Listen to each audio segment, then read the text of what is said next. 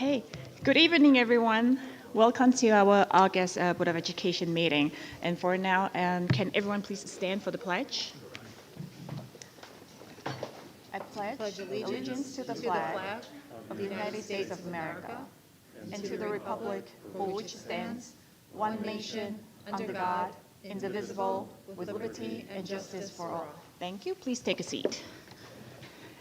Okay, and before we begin our August meeting, I just wanted to give Nikhil Shah a very warm welcome to be the ex officio student BOE member.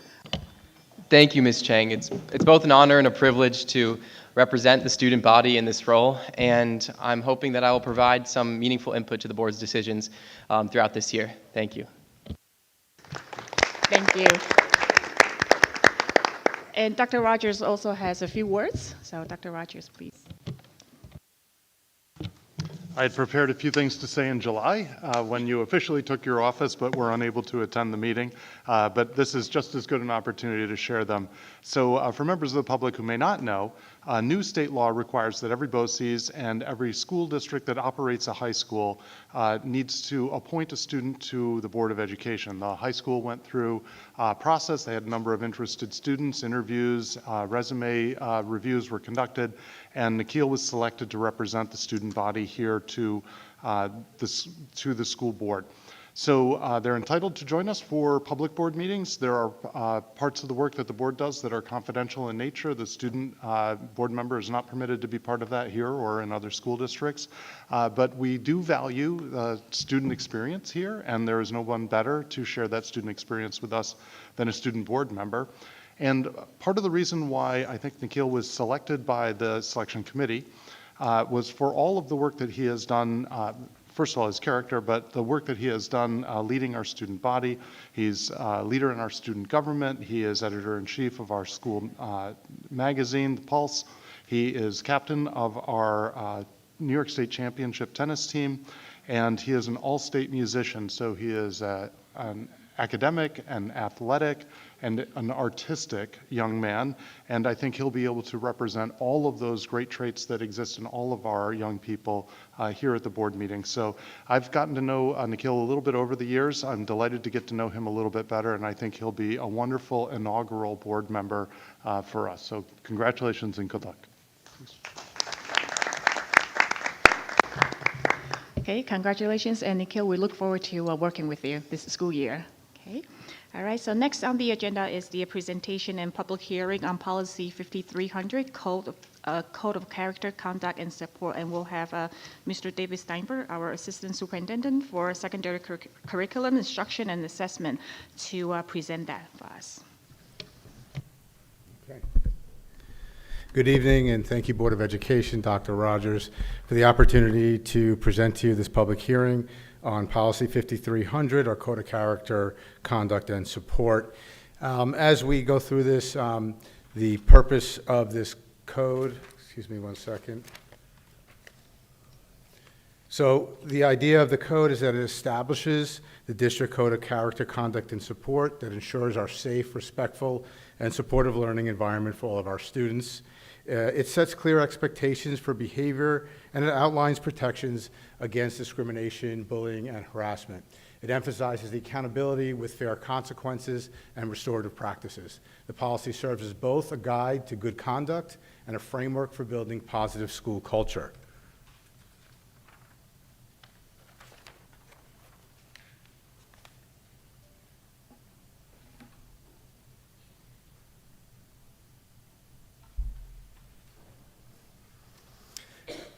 As we see, we have plain language summaries of the code. These can be found on the district's website. Each of these were created in conjunction with each of the stakeholder groups, so parents, students, and teachers were consulted in creating these plain language summaries. The actual policy itself is 45 plus pages long, so it would take a bit to read through all of it. So these were created to sort of elevate the most relevant parts of that code to each one of these stakeholder groups. And you can find the entire code itself at the link below, which is located on the district website, in addition to our e-policy website.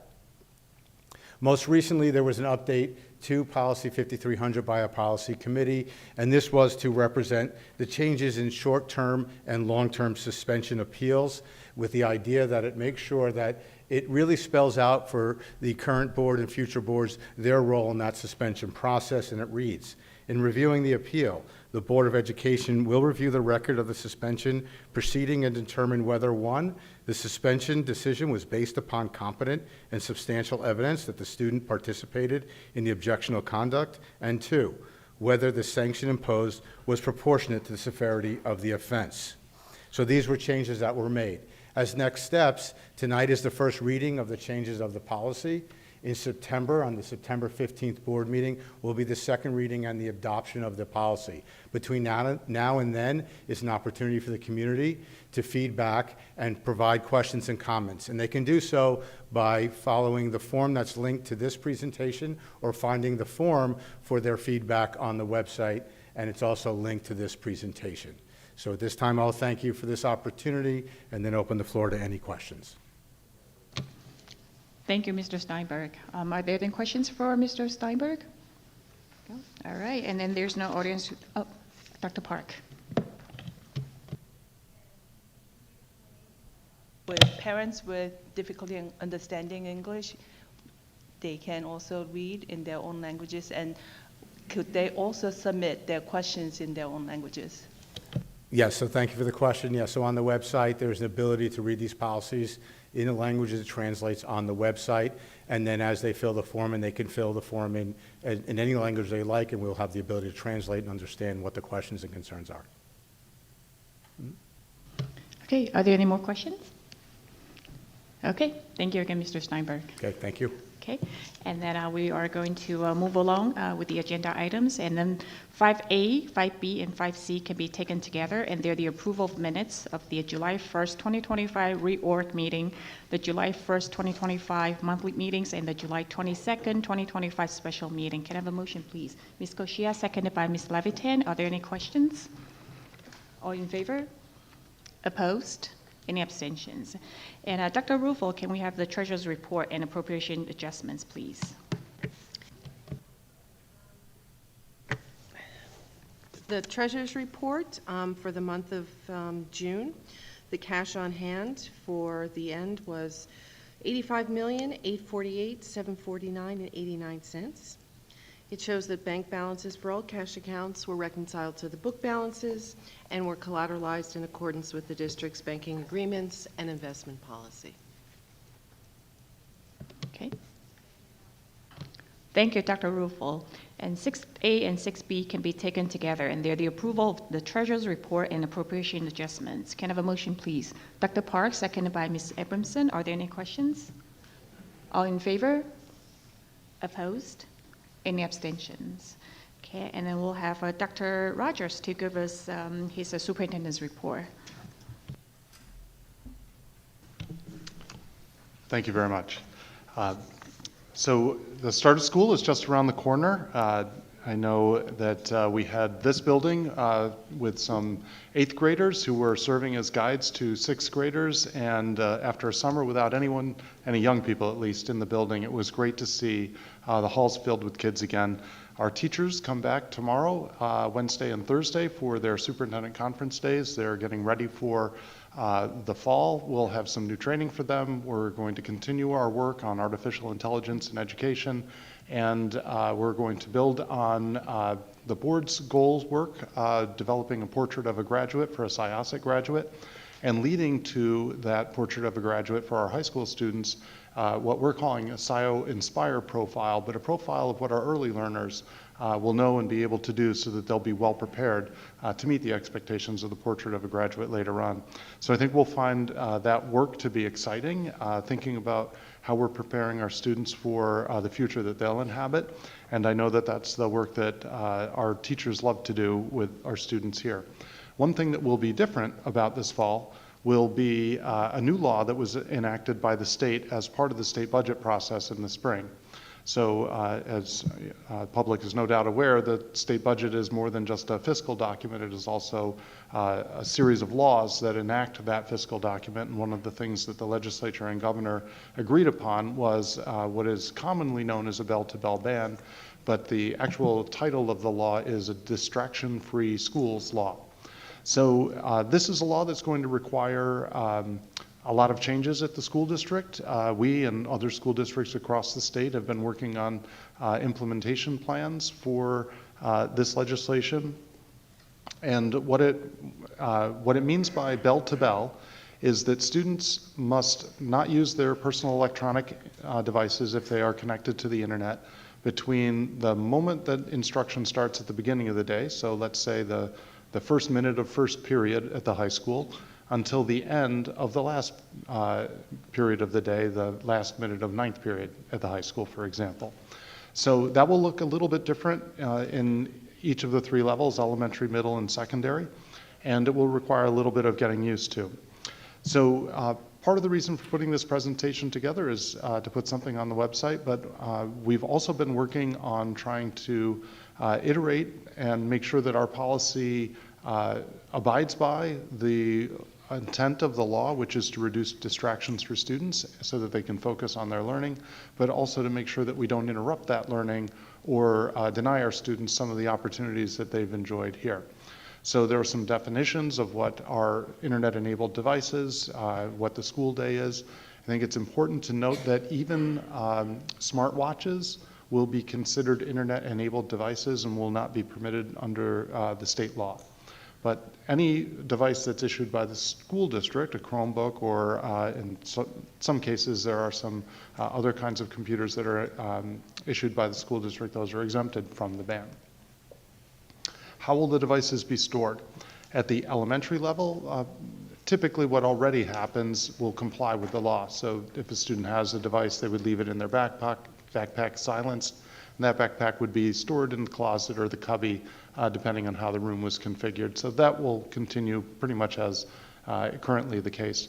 In the middle schools, the rule is already off and away during the day. Students are expected to keep their devices in their lockers, but we've not had a prohibition on students using their devices during passing time or recess or lunch. So that will be the change at the middle schools, that students are not allowed to use those personal devices during the day in some of those non-instructional times. At the high school, the devices will need to be stored in student lockers and again silenced so that they're not a disruption to others from arrival until dismissal. And again, students are not permitted by law to access these devices even during time that they might not have instructional period instruction going on. So the law also requires us to furnish parents with a way of getting in touch with students. There are several. So I think the primary way of getting in touch with students will be by telephone. Every office is prepared to accept phone calls from parents, and also prepared to have students who need to come to the office to contact their parents.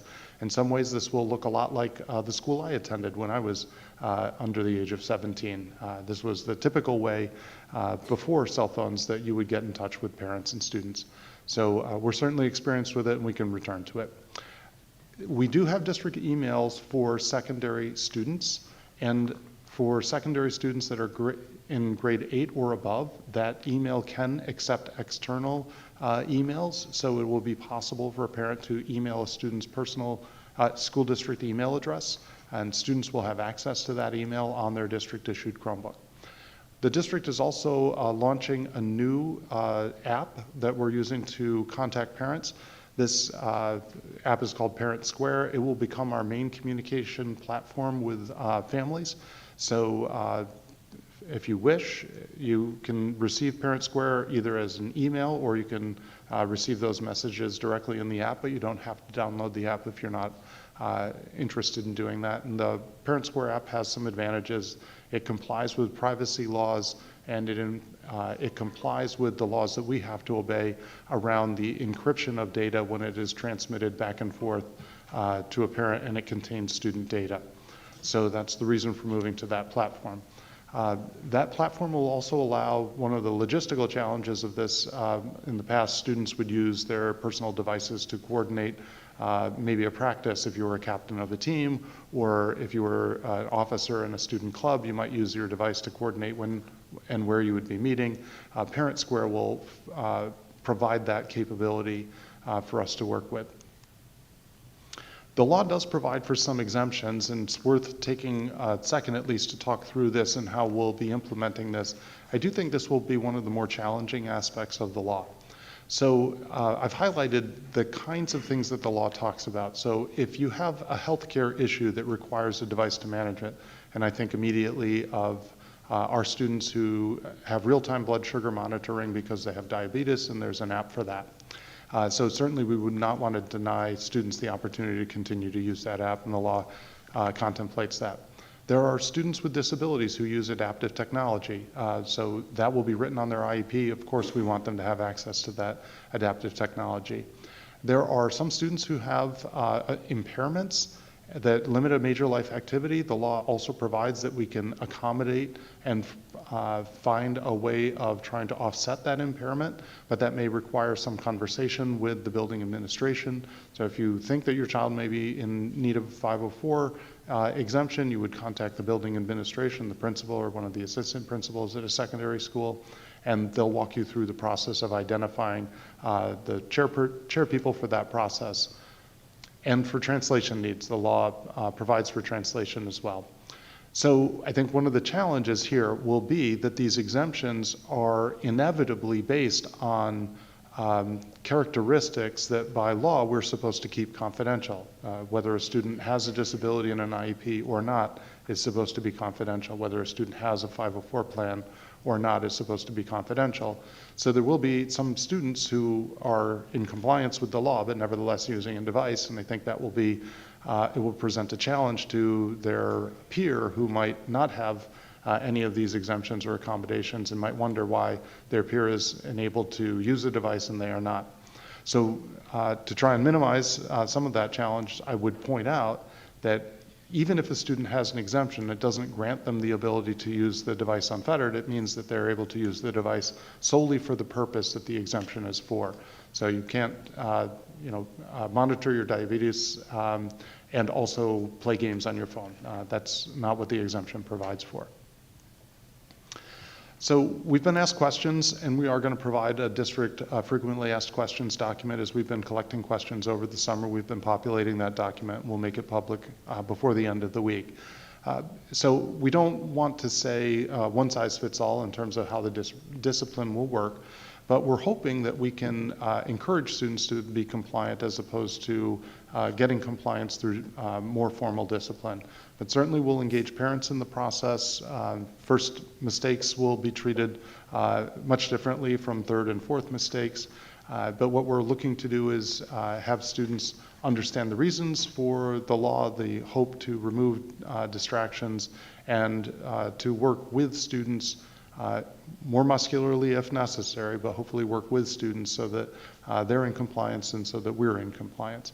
The law provides specifically that a student can't be suspended from school solely for cell phone use, but I would just point out that if the cell phone conversation with the teacher becomes abusive on the student's part, if the student gets frustrated and says something inappropriate, that will be treated under the code of conduct. So what may start out as a conversation about a cell phone may go in a different direction. So the code of conduct doesn't go away just because the conversation starts around cell phones. So one of the things that we've been working on, as I alluded to earlier, we're trying to preserve as much of the great educational work that we do here as possible. And the SIASA board this spring adopted a series of new goals. And one of those goals included the language around utilizing and fostering a mastery of evolving technologies. So certainly the board recognized the power of artificial intelligence and the larger and larger role that it's going to play in student lives in the future. And we've seen a lot of success from our implementation of technology over the last decade or so here in Syosset. So we've worked diligently with our partners at Nassau BOCES, who provide a lot of the engineering backbone for our internet services, to see if we could create a student-facing network that complied with our distraction-free goals. And working with them, we've designed a student guest network that will prevent students from getting onto messaging apps or VPNs or social apps, the kinds of things that are distractions, but it will allow students to do work. And the law does permit this. The law says that we can permit student devices for authorized educational purposes. So in order to get to that, we wanted to make sure that we had a network that we could control. Students would authenticate to this network with a unique authentication credential, so we'd be able to know which devices were on the network, and we'd be able to keep track of the traffic that they're using on the devices.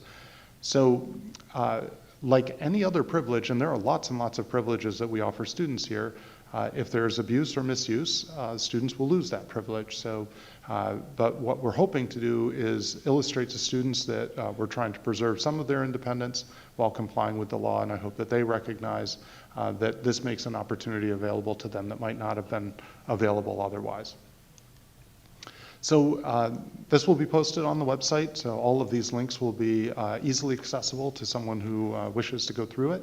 As I said, the Syosset-specific FAQ will be available before the end of the week, and we do anticipate getting lots of questions, particularly after school starts, and I imagine there will still be people who are unaware of the law and so maybe a little bit startled on the first couple of days as we start to enforce the law. So we will go gentle at first, understanding that people may be a little bit unfamiliar, but once everyone gets used to it after the first week or so, our expectations of compliance will come into play. Maybe I'll stop there and answer questions from the board before going on to the next topic. Sure. Okay. All right. Thank you, Dr. Rogers, for the presentation. Are there any questions from the board for Dr. Rogers? Okay, Ms. Falco. Thank you so much for the clarification.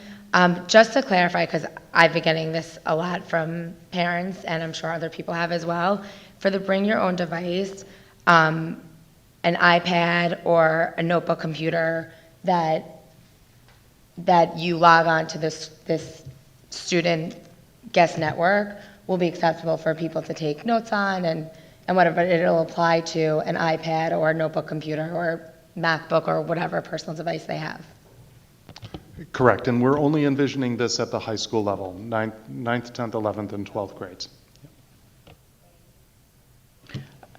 Ms. Abramson and then Nikhil. So I guess I have two questions. The first is, you talked about emails between parents and students, and they have emails in 8th grade and up. Those are school district emails, and what kind of monitoring of those emails has gone on, because I guess the privacy aspect of what the parent is saying to the child to the parent is something that we should be aware of. And also, this is put into place for distractions and for learning, but for those that struggle socially, especially in places like lunch and in middle school, or older kids who have had the phone in middle school and now have to deal with coming out. I think another board member had brought up the implications on socialization and what is the school district gonna do to help socialize the kids better and integrate kids that are struggling. This is a problem for a lot of kids in lunch, and they have relied on technology to help them through it, and I think that we need to pay attention to that. Thank you for both of those points. I'll take them in reverse order. So one of the things that the middle schools experimented with over the course of this last year was our Tech-Free Tuesdays. So I have a couple takeaways from that. One, students found it enjoyable, but two, it was very highly structured. So again, in pre-cell phone era, I think students were more accustomed to less structured play, and I think they've become less accustomed to that less structured play. So I think there will be an important role for staff to play, and I think we'll build on some of the success that we had with Tech-Free Tuesday and the kinds of things that students illustrated that they liked. So that's at the middle school. I think there's more work to be done at the high school for how to help students with socialization as well there. Again, often at the high school, the socialization comes through joining clubs and having common interests. So I want to start exploring with the high school how they're going to take that and see if there are ways to build that out during the day. Maybe these are opportunities for clubs to do a little bit of work together as well.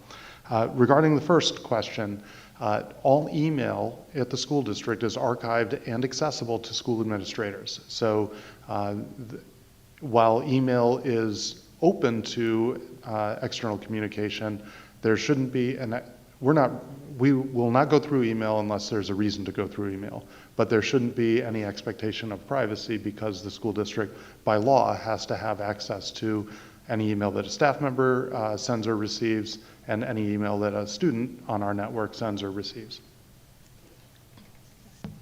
Thank you, Dr. Rogers. I also have a question regarding student emails. You indicated that students in grades 8 or above can receive external emails, but I'm also wondering, will students have the ability to send out emails to external parties? Because, for example, in 11th and 12th grade research classes in the high school, many students work with research mentors outside of school, and they rely on using their personal emails to contact them. So right now, when we enter this new phase in the policies, will they be able to contact those research mentors or other parties that aren't within the district? Yes, it's my understanding that they will, and I just turned around and confirmed that students will have both incoming and outgoing email access from 8th grade up. I also have one more question. Will classroom teachers have any discretion to allow students to use devices for, let's say, a school project or whenever they feel necessary, or are there strict rules where students cannot use personal devices in class? If those devices are cell phones, the answer is going to be no. They should remain in the locker during the day, but if that is a BYOD device, then the student would have the choice of the Chromebook, which is the district-issued device, or their bring-your-own device, and the teacher should be able to allow students the choice of either of those two, because one will be on the district network, the other will be on the student guest network that has the filtering. Thank you. Thank you. Mr. Greco? Just two real quick questions. The BYOD, do we plan on rolling that out, in a week and a half? Is that ready to go? It is ready to go. We were working on that as late as today with BOCES, but I'm confident that it's going to work based on the testing that we did today. So I'm announcing it tonight. We'll be providing the high school with some more information about how that network's going to be set up and deployed and provisioned, and we'll be ready to go next week, and we'll be communicating with families about that. So obviously you mentioned that the law says we can't suspend based solely on the cell phone use, but I would also assume that every district, hopefully in the state of New York, has an insubordination provision in their code of conduct. Did the state give us any guidance on how to marry those two issues? It did not, but if you look through some of the guidance documents that are out there, and the state offered a model policy from Buffalo as something that boards could look at, and in that model policy, there is a connection to the code of conduct. So if there was a battle of wills over a device, and that battle of wills turned into inappropriate behavior on the part of the student, the suspension, if that's what resulted, wouldn't be because of the device, it would be because of the behavior after the confrontation. But insubordination, at least in our policy, talks about not listening to reasonable instructions from a teacher, for example, or from the administration, which this would be. So I'm just wondering, don't they have to tell us, because if we suspend a child for 18 uses of a cell phone in 4 days, we believe it's a violation of the code of conduct, but the law says we can't do that. So I'm just wondering if they've given us a little bit more than, yeah, you can use your code of conduct, but the law says you can't do it. No, the law says that you can't suspend a student solely for having and using the device.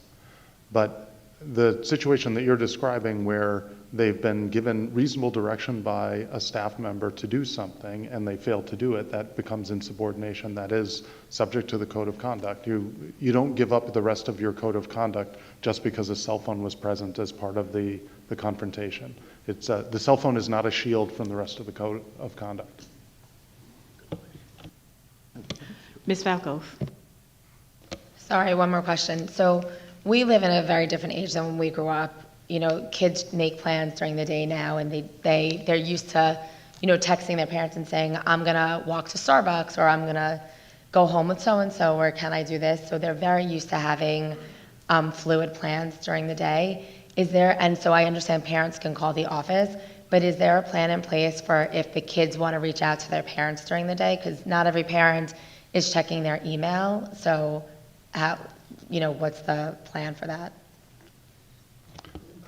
If you're asking whether there is going to be granted an exemption so students could use a personal device to text their parents? No, I'm sorry. If there's, for whatever reason, a student feels they need to reach out to their parents, can they go to the office and use the phone? Or is there, and then how are you going to, check if that reason is valid of coming down to use the phone, or if it's something that you don't deem necessary to bother the office with? It's going to be a balancing act for the reason why they're reaching out to use the phone, so. Well, I'm hoping that the chore of going down to the office will screen out unnecessary use, but we're fully contemplating that students will go to the main office in order to contact their parents. All of the office staff in the main offices and all of the buildings are expecting this. They're expecting to get incoming calls from parents looking to speak to students, and they're expecting students to come down to the office and make calls home. And it's possible that students may go down to guidance, for example, and take advantage of a phone and guidance to get a hold of a parent as well. But we're absolutely contemplating that will happen. And I don't see us asking students the reason or purpose for their call. I think, particularly for older students, we would just grant them the independence to go and just take care of that on their own. Mr. Ginsberg. Hi. So with the BYOD devices, I guess you come to school, let's say I have a laptop, I bring it to school, it restricts me from using any outside email and outside communication. When I bring it home, what happens to it? Is the school monitoring anything, or is it anything on the computer that does anything like that? It's a great question, and it gets to the heart of why we needed to set up a separate network. We are not going to install any sort of software on a personal device. We don't want to have our software running on a personal device, and we don't want to put ourselves in the position of having to inspect a personal device. So, but we also have to comply with the law. So by creating this filtered network, students can get on a network and have access to the parts of the internet that are educationally focused through that network without having access to social media, messaging apps, WhatsApp, things like that. So I'm aware of some districts that are going to have much more open-ended BYOD programs. I didn't feel comfortable with that for us. I wanted something that I was confident would comply with the law. And so we spent several weeks this summer designing this with BOCES, and now I feel like we've gotten to a place where we're confident that this will do that. So to your question, what happens when you go home? You're going to authenticate to your own network at home, whatever's in your house, and you'll have access to whatever is on that network. So it is filtered at the network level. So once you connect to our Wi-Fi, you connect to the parts of the internet that will give you exposure to, not to the whole internet.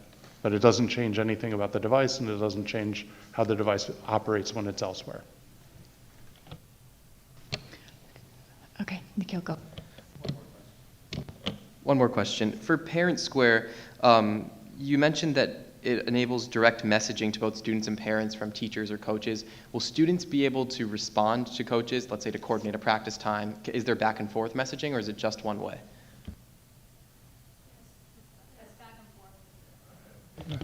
Our resident Parent Square expert is in the audience, and this is a new tool for me. My understanding is that it will allow back and forth between a group or to the teacher. I don't believe that it will allow individual student-to-student messaging. Okay, are there any more questions for Dr. Rogers? Okay, all right. Thank you, Dr. Rogers. And obviously, this is going to be very new for everyone in New York State, actually. And then just want to thank the administration for spending a whole lot of time just studying what's the best for the students. Thank you.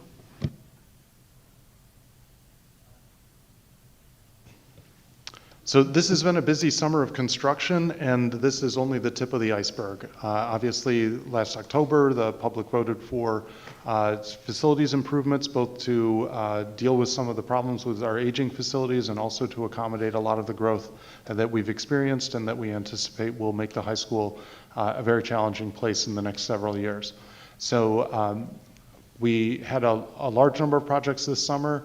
The bulk of the projects that were voted on by the public will start in the summer of 2026, but I just want to update the board on where we're at with some of the things that we did this summer. As the board knows, you adopted emergency resolution over the summer so that we could expedite repairs on Walt Whitman Elementary School. The feeder line, the electrical feeder line from the street failed, and obviously that's the main line into the building, and without it we can't operate the building at all. So we accelerated that work. It was completed about a week and a half ago.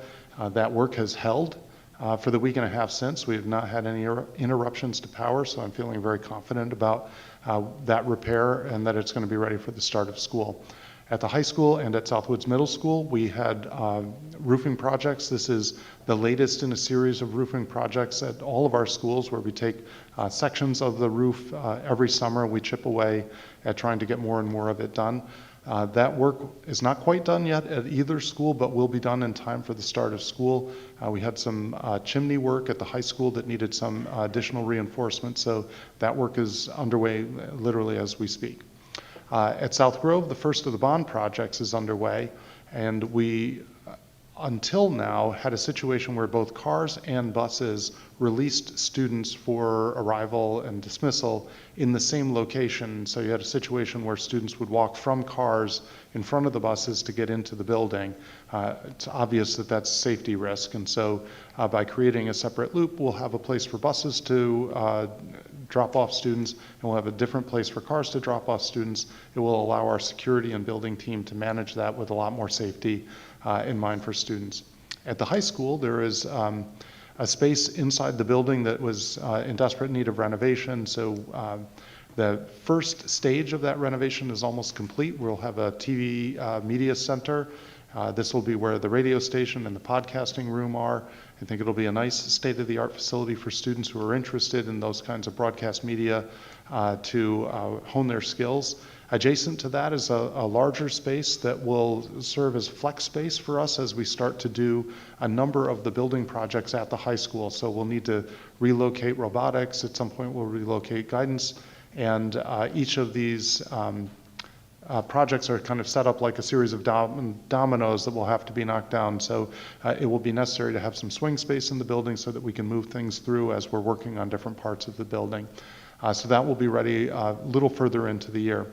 Also ready about mid-year will be the high school testing center. So at all times, students with accommodations may need additional time on tests. So rather than have them take their tests in a classroom where the class changes at the end of 40 minutes, student needs extra time, they'll take their test in the high school testing center. That center was originally located in a courtyard, but the roof failed a couple of years ago. This is one of those old portables that the school district had. It is about the same age as many of the other portables that we had. Unfortunately, it was the first one to fail. So it's taken us a year and a half to get approval from the State Education Department to build its replacement. But that approval has come through, and we poured the foundation over the summer, and we'll start doing the construction over the year. And as the board knows, and just mentioned for new members to the board, one of the things that has been a strategy of ours is to do as much of this work with in-house maintenance staff as possible because it's much less expensive than hiring outside contractors. So the TV media classroom renovation and the high school testing center, some of the major structural work was done by contractors, but the rest of the work is going to be done by our own staff. Again, that will just make our dollars go a little bit farther here at Syosset. For summer of 26, and this is when we start to get into the much more significant construction plans. We're about to release the bids for the air conditioning projects for a lot of the existing gyms. We will start on the Walt Whitman Classroom Edition. At HBT, we'll be doing the vestibule, the track and field project all at the same time. And then the year after that will be the year that we do the site work, like what was done here at Southwoods this summer, where the sidewalks were fixed and the pavement was redone.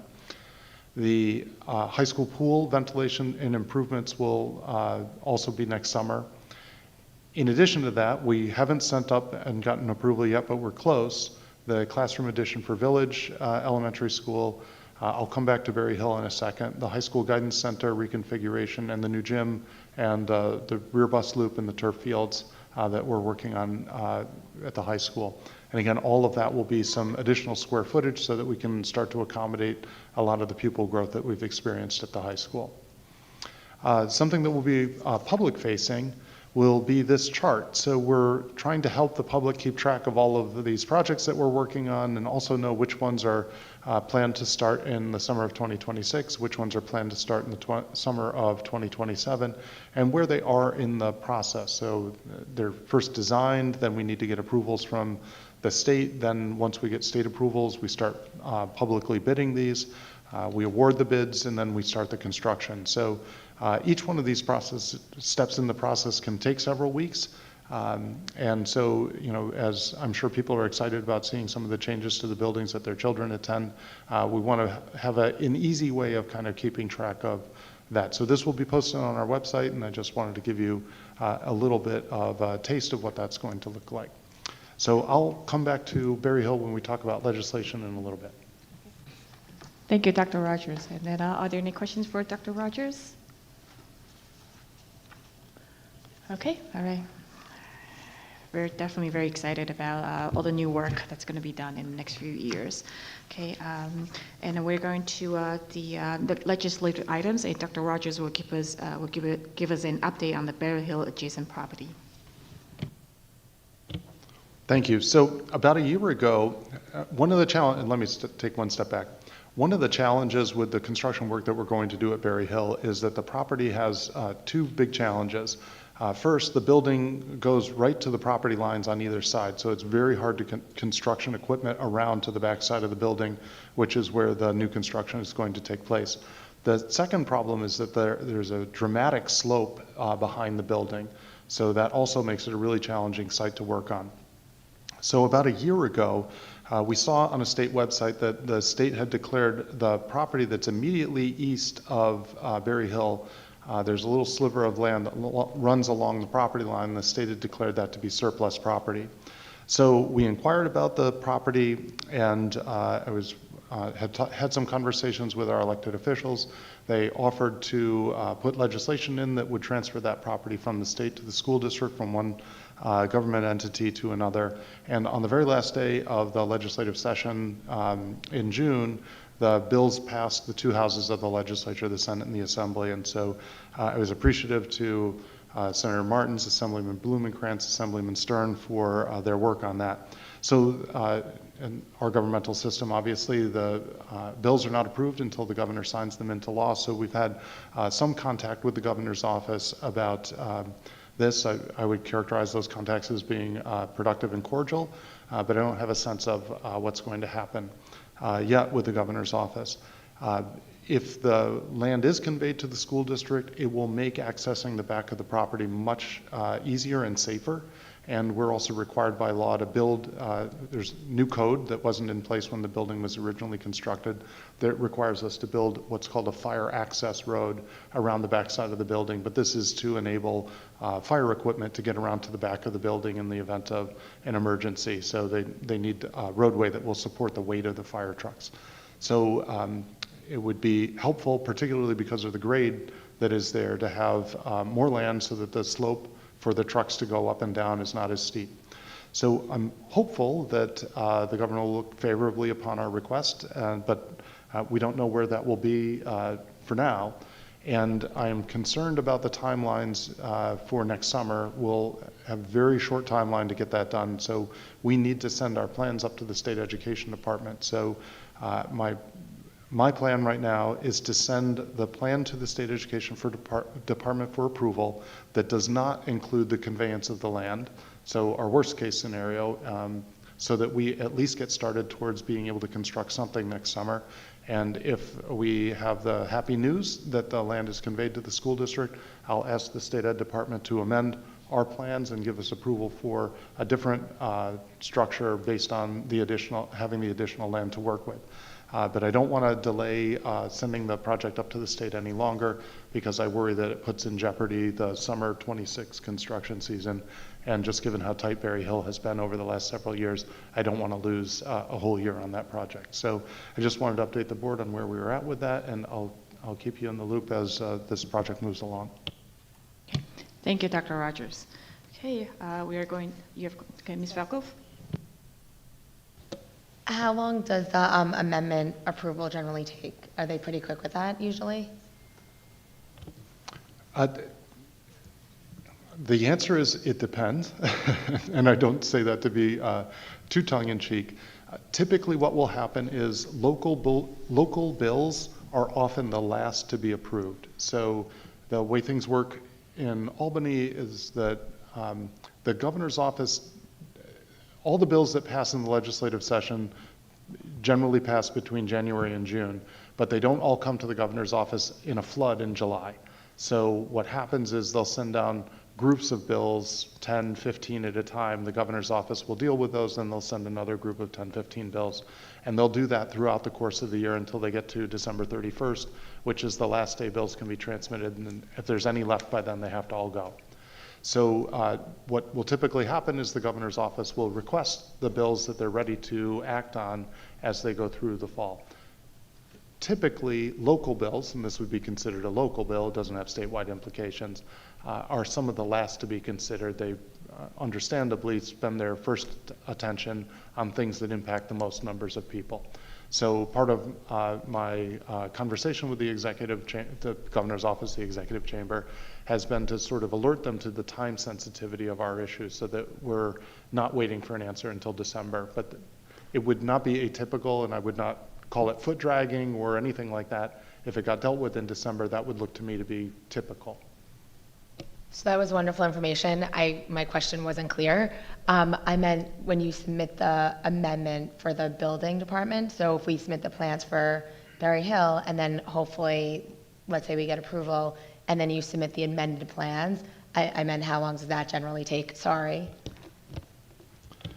So as we talked about when we were putting together this construction plan as a board, at the time we were working on this, it was taking about 42 weeks to get approval from state ed.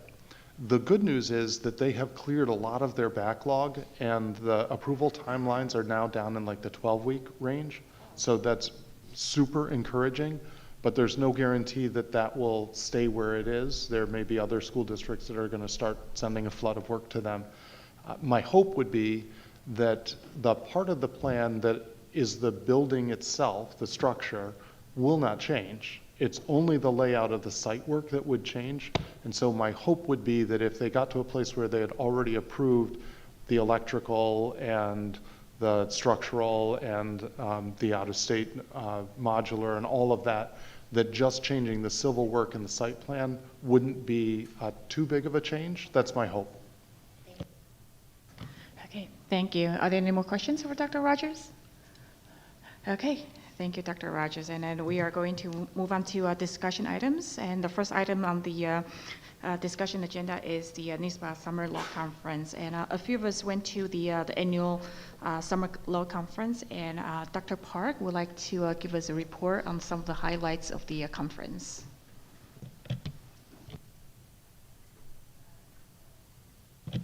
On July 15th, several members of the board attended the Summer Law Conference, and the conference has 6 main sections, year in review in 2 parts, and then the effect of presidential executive orders on the school districts, health insurance for schools, immigration issues, and Title IX return to the past and competing state obligation.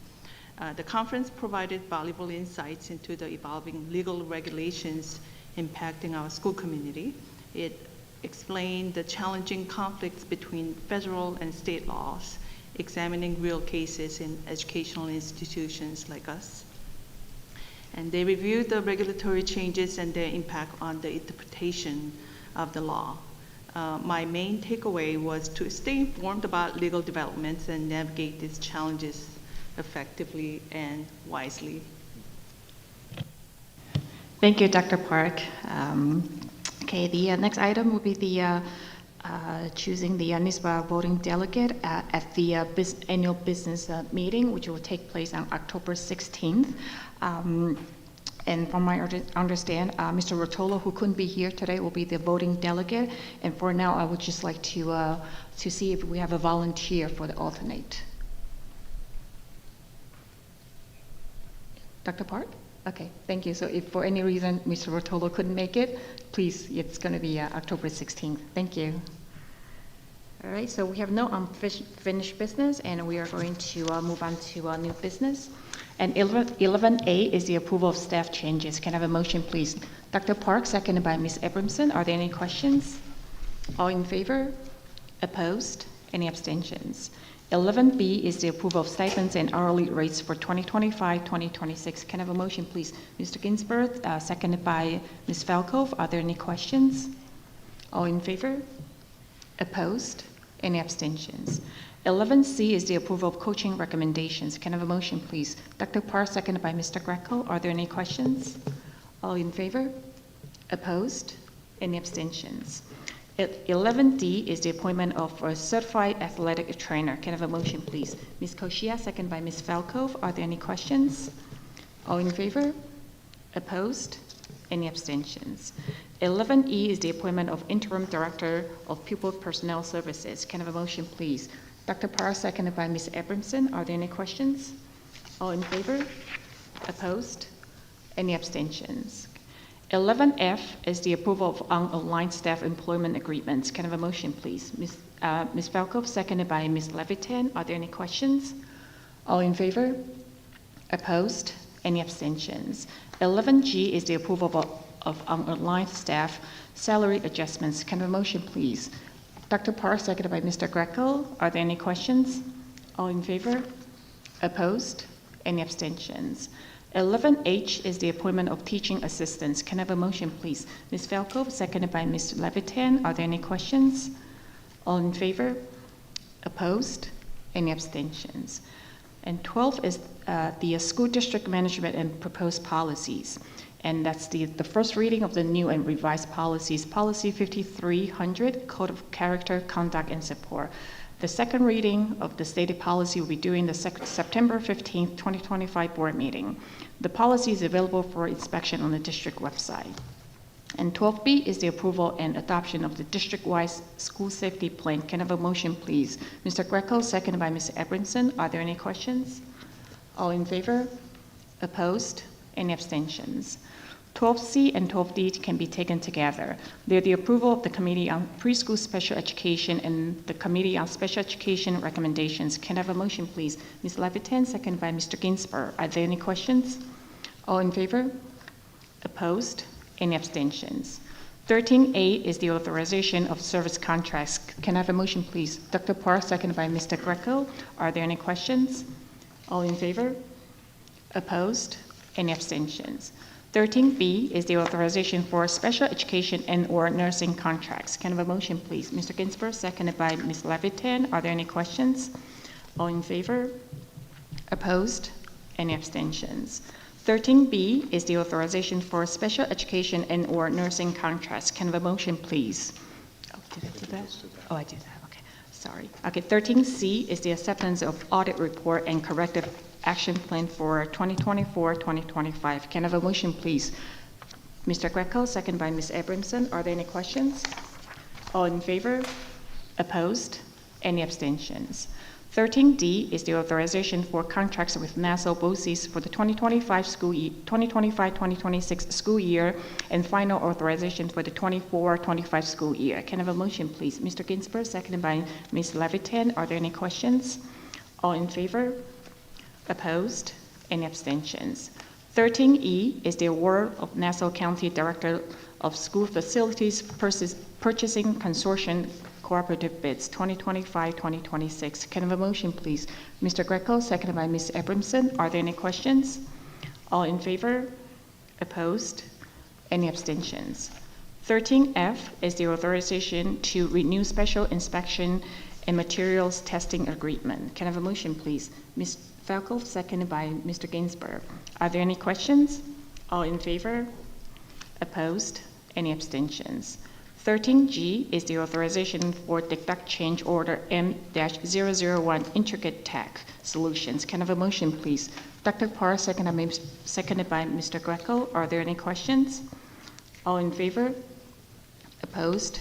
Any abstentions? 13H is the authorization for deduct change order X-103 Inshallah Mechanical Corp. Can I have a motion, please? Ms. Falco, seconded by Ms. Koshia. Are there any questions? All in favor? Opposed? Any abstentions? 13I is the authorization for piggybacking Southampton Union Free School District Stage Curtain Bid, SPS 23-003, second extension. Can I have a motion, please? Dr. Parr, seconded by Mr. Greco. Are there any questions? All in favor? Opposed? Any abstentions? 13J is the authorization for piggybacking Levittown School District LPS 22-004, third extension. Can I have a motion, please? Ms. Koshia, seconded by Mr. Ginsberg. Are there any questions? All in favor? Opposed? Any abstentions? 13K is the authorization for piggybacking Levittown School District LPS 22-005, third extension. Can I have a motion, please? Dr. Parr, seconded by Mr. Greco. Are there any questions? All in favor? Opposed? Any abstentions? 13L is the approval of Student Club Charters 2025-2026. Can I have a motion, please? Ms. Koshia, seconded by Ms. Falco. Are there any questions? All in favor?